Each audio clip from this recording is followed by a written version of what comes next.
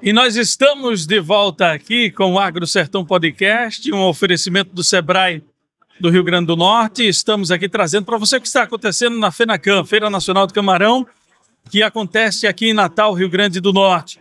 Estamos aqui com Davi Soares, recebendo aqui no nosso estúdio Davi Soares, que é superintendente de Pesca e Aquicultura do Estado do Rio Grande do Norte. Luísa Medeiros, que é subsecretária de Pesca e Aquicultura do Estado do Rio Grande do Norte, representando aqui o governo do Estado, né? Então, primeiramente, Davi, seja bem-vindo aqui ao nosso podcast. Muito obrigado, Adeilton. É um prazer falar aqui com vocês do Sebrae, um prazer estar aqui com a minha amiga e companheira Luísa, que representa a governadora Fátima Bezerra, e o secretário Guilherme, e em nome do ministro André de Paula, trazer a nossa saudação do Ministério da Pesca e Aquicultura para esse momento tão importante como a 20ª FENACAM, e falar da riqueza desse setor, no qual o Sebrae tem tido um papel fundamental na capacitação, na formalização de empreendimentos, e tenho certeza que essa conversa aqui apresentará diversas possibilidades de crescimento nesse nosso potencial pesqueiro e aquícola aqui no Rio Grande do Norte. Luísa, seja bem-vinda. Obrigada pelo convite, né? A gente está aqui na FENACAM histórica, a 20ª FENACAM, enfim, mostrando aqui o que o governo do estado tem feito, né? Como, por exemplo, a interiorização da cassinicultura, que inclusive o Sebrae é um grande parceiro nesse processo, né? Está sendo, na verdade, uma peça fundamental nesse processo da interiorização da cassinicultura. E, enfim, só agradecer, né? Nós estamos adiantados em algumas pautas, e é isso. Davi, para a gente começar, fala um pouco da atuação da Superintendência de Aquicultura e Pesca aqui no Rio Grande do Norte. Perfeito, essa pergunta é muito importante mesmo. Porque o Ministério, ele começa lá em 2003, na primeira gestão do presidente Lula, como uma secretaria, a Secretaria Especial de Aquicultura e Pesca, ligada à Presidência da República, né? E ela desenvolve uma série de políticas públicas, de fomento, de formalização, de incentivo, de regulamentação, e ele se torna ministério em 2009. Chegou a ser extinto, né, em 2015, e agora, em 2023, o presidente Lula recria o Ministério da Pesca e Aquicultura. E por que isso é importante? Nós estamos falando de um setor que precisa ser fomentado. Inclusive, o próprio mercado precisa desse fomento. E nós estamos falando de um setor com o qual o Brasil tem muita vocação. Então, são necessárias políticas públicas que façam com que esse segmento gere cada vez mais emprego e atenda às necessidades de toda a sociedade. Ao falar de pesca e aquicultura, estamos falando de produção de alimentos e alimento saudável.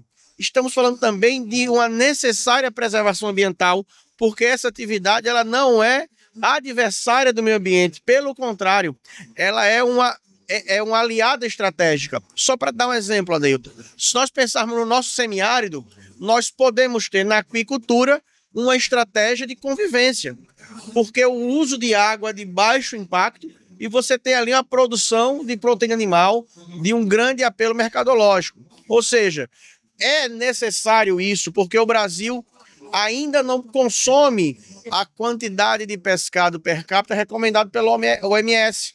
Nós estamos consumindo menos de 12 quilos per capita. O Brasil ainda não representa mais de 1%, cerca de 1% da produção de pescado mundial, tendo 5,5 milhões de hectares de água represada, tendo 8.500 quilômetros de litoral, tendo 13% de toda a água potável do mundo. Então nós temos um terreno gigantesco para crescer e é preciso algo que fomente, que empurre isso. Por isso a importância do Ministério. Em cada estado, o Ministério tem a sua superintendência, que tem, entre diversas funções, duas que são primordiais. Nós articulamos em parceria com os outros entes, em parceria com a sociedade, e representamos o Ministério, fazendo com que esses anseios e essas necessidades que estão aqui no Estado sejam contempladas pela formulação da política no Brasil como um todo. Luiz, e a atuação da secretaria aqui no estado? Então, nós somos uma subsecretaria, né, subsecretaria de Pesca e Aquicultura. O que isso quer dizer? A gente tem a SAP, que é a Secretaria de Agricultura, Pecuária e Pesca, né, e dentro dela tem uma subsecretaria para cuidar especificamente de pesca e aquicultura. Então, tem alguns estados, por exemplo, que tem secretarias de estado da pesca, secretarias executivas, mas o nosso modelo hoje em dia é esse. Então, a gente fica responsável, né, por fomentar o setor, muitas vezes, por questões de construir marcos regulatórios também, leis, enfim, para o setor. Então, a gente tem essa atuação, né? Temos atuado bastante, temos hoje em dia mais de 11 convênios rodando lá na subsecretaria, né? Convênios de diversas faces. A gente tem convênios da pesca artesanal, a gente tem convênios para aquicultura familiar, então, que desenvolve, inclusive, todo o Rio Grande do Norte, né? Com impacto em todo o Rio Grande do Norte. E como o Davi falou, a gente tem essa questão da convivência com o semiárido, por exemplo, né? Temos investido muito nessa parte, porque a gente acredita realmente que a aquicultura, de uma maneira geral, ela pode ser uma solução, na verdade, uma ferramenta de convivência. A gente até tem muita gente que diz, mas como? Se o semiárido não tem água? Tem. E a pecuária, por exemplo, que é muito difundida, né, no nosso estado, consome mais água do que o cultivo de camarão, o cultivo de tilápia, por exemplo, proporcionalmente. Então, é sim uma ferramenta de convivência. Nós estamos investindo nesses convênios e temos perspectivas de ampliar sempre. Estamos em crescimento. Tem uma questão que Luísa me lembra muito bem, e a governadora Fátima e o presidente Lula são muito sintonizados, né? E a gente até brinca dizendo, olha, vamos agir aqui como tivéssemos num governo só, porque estamos no mesmo projeto comum, em parceria com todas as prefeituras, independente do partido político do prefeito. Essa tem sido a orientação do presidente, do ministro André de Paula, tenho certeza que é o que Luiz escuta da governadora. Então, a gente está pensando nesse conjunto de políticas públicas, mas cabe ao Ministério da Pesca também algumas ações que a gente chama de ordenamento.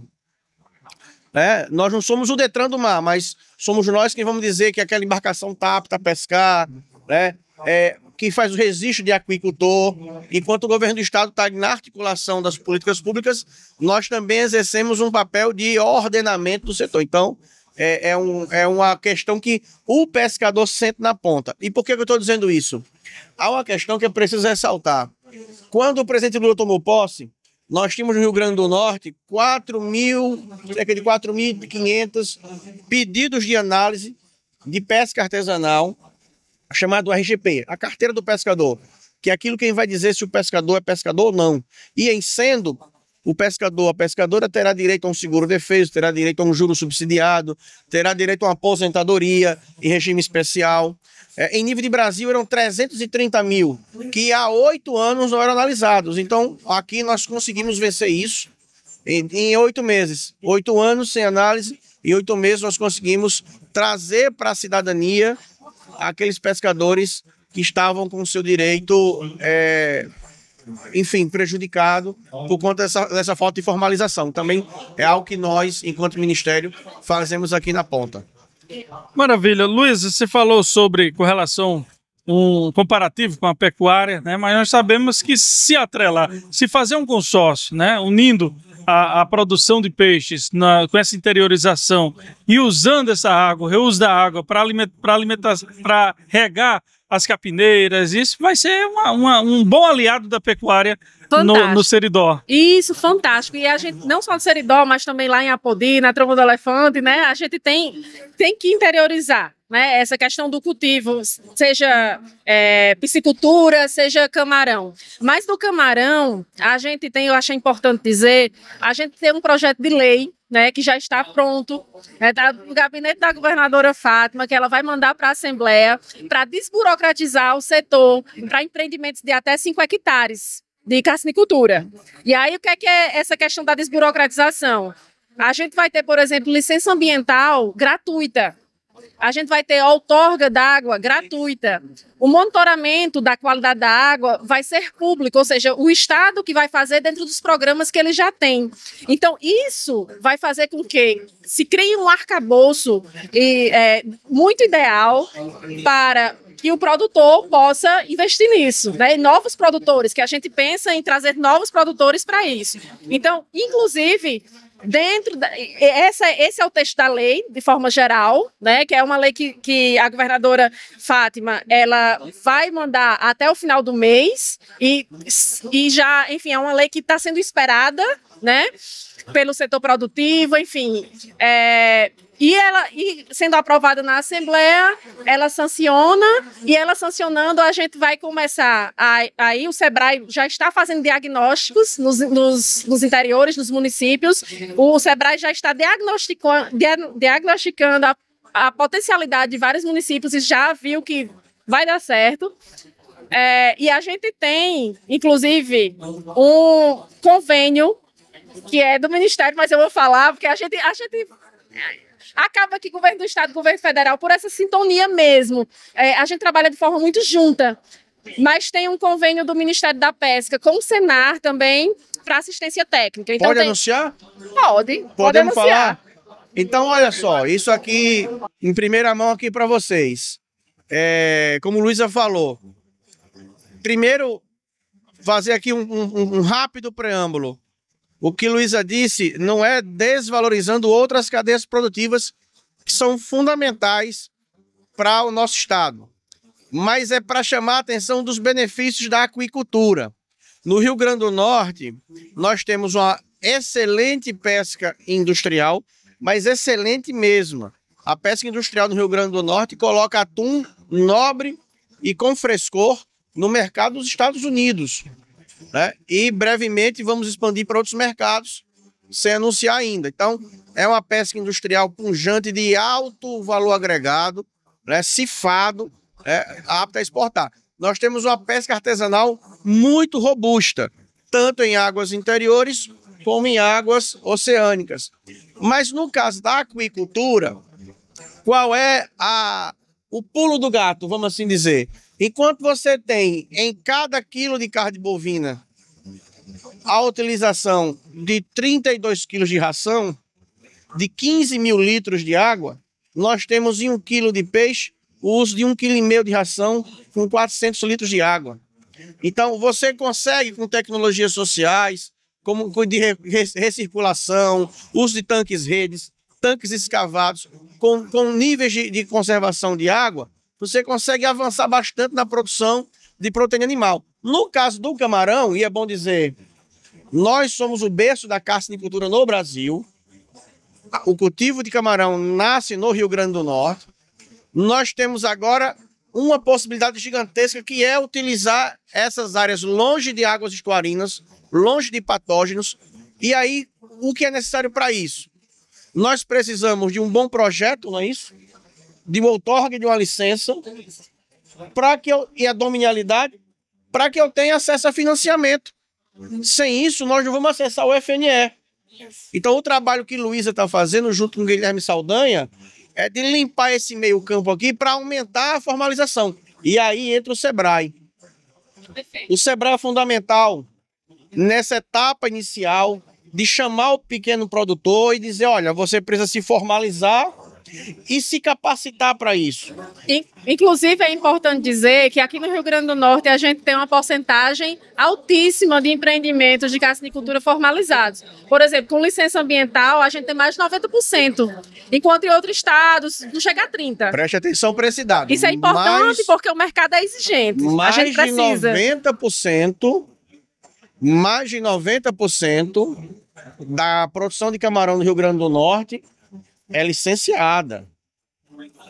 Em outros estados está abaixo de 30%. Então, quando comparar, quem estiver nos ouvindo, quando comparar a produção de camarão do Rio Grande do Norte com outros estados, tem que levar esse dado em vista. E não é só a questão do mundo. Hoje o mundo já está dizendo isso.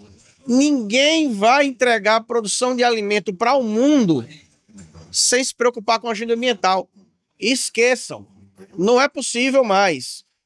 Mais que isso, O Supremo Tribunal Federal já começou a se posicionar em algumas situações. Então, há todo esforço, e é preciso dizer isso porque a produção aquícola não é inimiga do meio ambiente.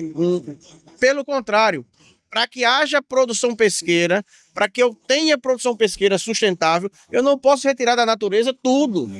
Eu tenho 8 bilhões de pessoas que precisam comer e eu tenho que produzir alimento. Então, para que haja, inclusive, um maior equilíbrio na natureza, eu tenho que aumentar o cultivo. E qual é a parte que a Luísa falou que a gente vai anunciar agora? Quando o Sebrae formalizar, não é isso, Luísa? O cara está formalizado está, consigo acessar crédito, e aí nós, depois que o governo do estado fez aí o lado, vamos dizer, o cara, nós vamos entrar com a coroa. Toda moeda tem 2 lados. E qual é o coroa? É a assistência técnica num convênio que nós temos com o Senar, e nós estamos falando de já garantidos, não é algo que vai por vir, já está garantido, 325 pequenos novos produtores. Para se ter ideia, isso quase que dobra o número de cassinicultores que estão hoje associados à NCC, por exemplo. Então, só complementando, essa lei, né, que o governo do estado, enfim, está prestes a mandar para a Assembleia, ela foi feita a muitas mãos, isso é importante dizer, e foi feita assim como dever de casa do governo do estado, porque a gente teve que sentar, seja com a SEMAR, com o IDEMA, com o IGARNE, e entender quais eram os gargalos, né, para essa desburocratização. Porque desde o início a gente pensou em desburocratização e não em desregulamentar o setor, né? E isso faz com que novos produtores venham e eles venham com segurança jurídica, né? Porque a gente quer dar justamente isso, formalização, segurança jurídica, para não haver nenhum problema. E veja, esse camarão, esse produto que vai ser vindo da interiorização do camarão, que vai ser possível por conta da lei, quando for aprovada, ele vai ser um produto diferente, porque ele vai ser oriundo de algo formalizado, de algo que tem monitoramento. Então, a gente sabe que hoje em dia o mercado é exigente e um produto que a gente pode, inclusive, até pensar em um selo, por exemplo, o selo estadual, a gente tem muito mais valor agregado do que um produto que a gente não sabe procedência ou um produto que não é formalizado. Não é? Então, a gente trabalha muito para os produtores, novos produtores terem segurança jurídica. E quando a gente falamos sobre produção, possibilidades como a interiorização, mas é importante falar aqui para as pessoas com relação ao mercado, abertura de mercado para escoamento dessa produção, Sebrae, né? Perfeito. Falando do mercado do camarão, olha, você tem... porque eu gostaria que um produtor falasse a respeito. Que se você entrar no camarão, você vai ter lá 2 despescas no semestre, né?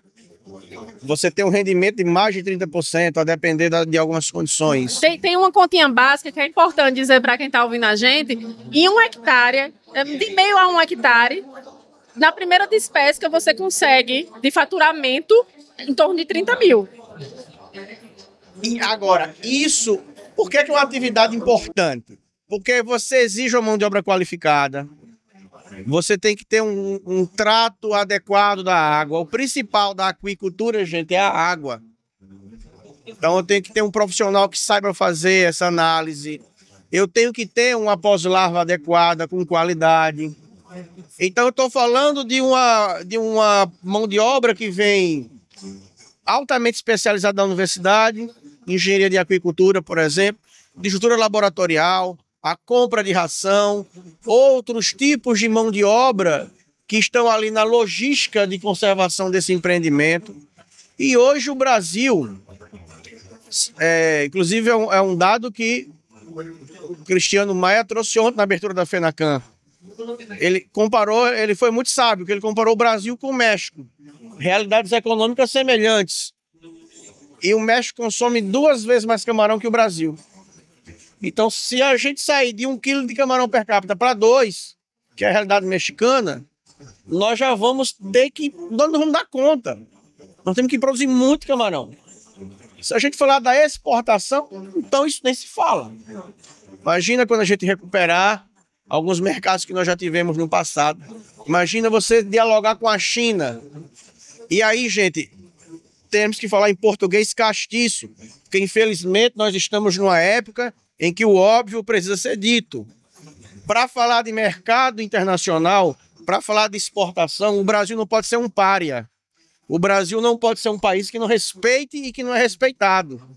E hoje nós estamos aqui com o G20, as 20 maiores economias do mundo, e somando convidados, são 54 países que vêm ao Brasil dialogar a agenda que está sendo proposta pelo Brasil.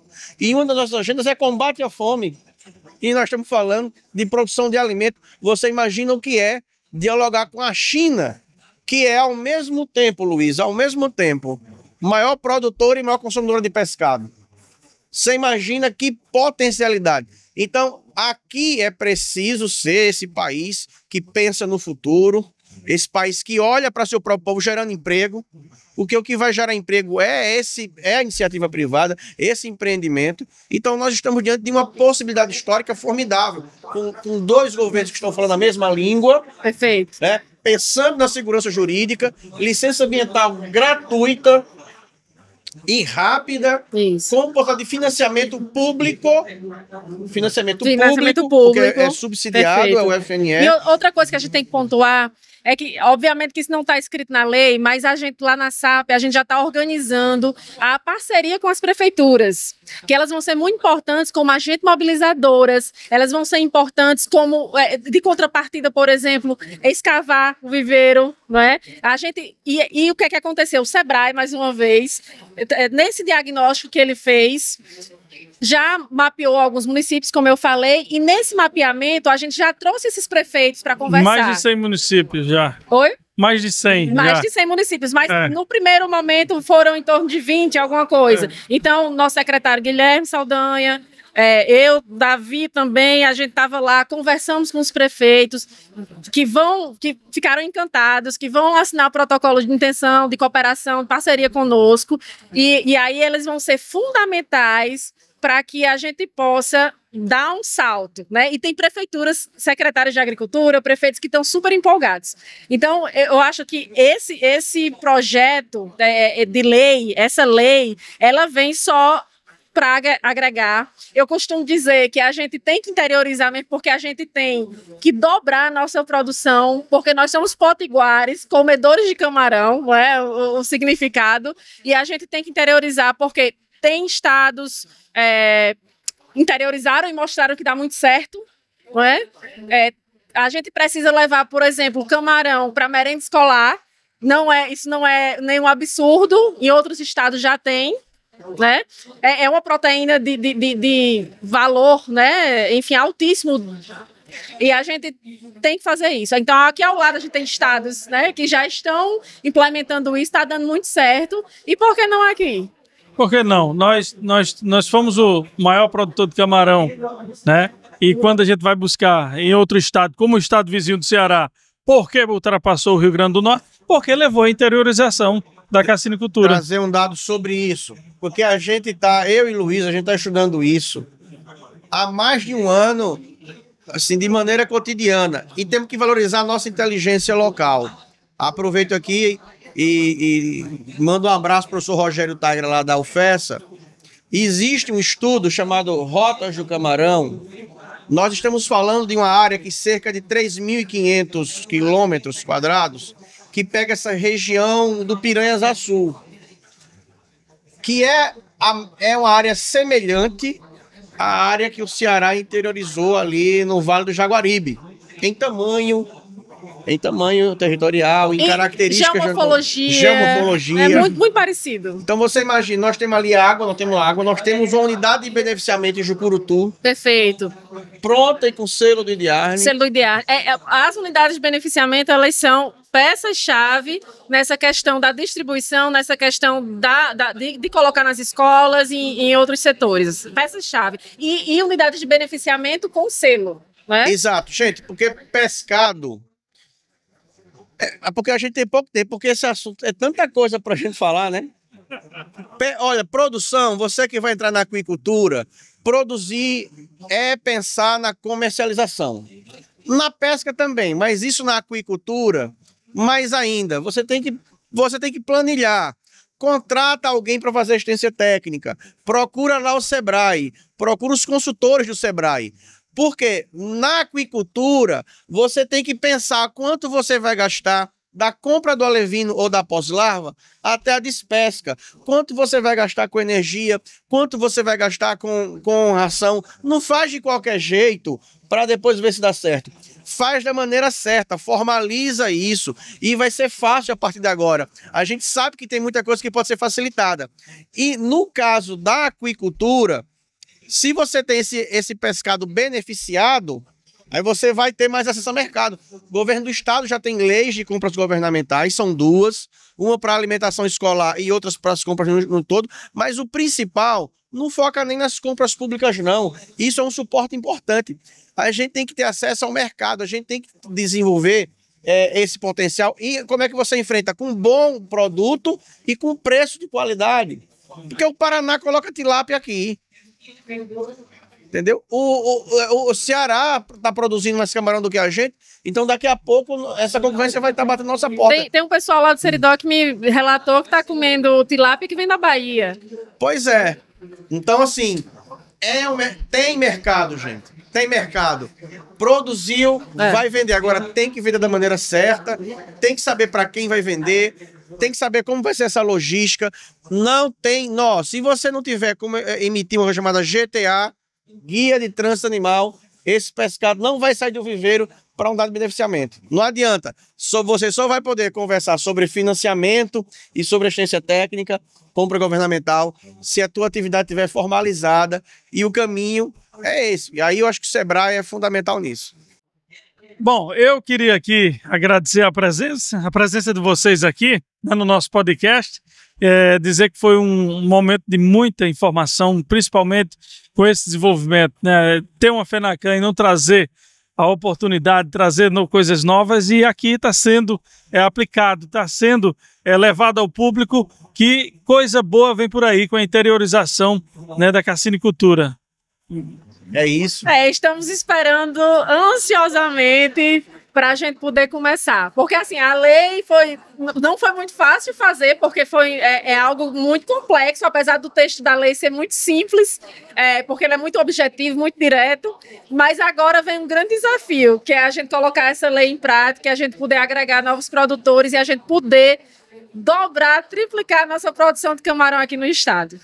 É isso, agradecer, dizer que o Sebrae também tem um trabalho fantástico lá com a ostreicultura. Nós temos um potencial incrível no cultivo de macroalga, nós temos um potencial incrível com piscicultura, em tanques redes ou escavados, na pesca artesanal. O Rio Grande do Norte é muito rico no setor pesqueiro e aquícola, a gente agradece a oportunidade. Tem muita coisa para falar, mas eu tenho certeza que nós teremos outras oportunidades para conversar com esse público, e a gente deixa aqui o nosso abraço. Eu agradeço também, né? Enfim, e eu espero que a próxima vez que a gente se encontrar, essa lei já esteja sancionada e a gente já esteja cultivando camarão por aí. Claro, claro. E o AgroSertão sempre estará, Portal AgroSertão sempre estará acompanhando o desenvolvimento desse projeto, dessa lei e a execução dela, principalmente com a interiorização. Então, nós estamos aqui, o AgroSertão, na cobertura da FENACAN, Feira Nacional do Camarão, que está sendo realizada aqui em Natal.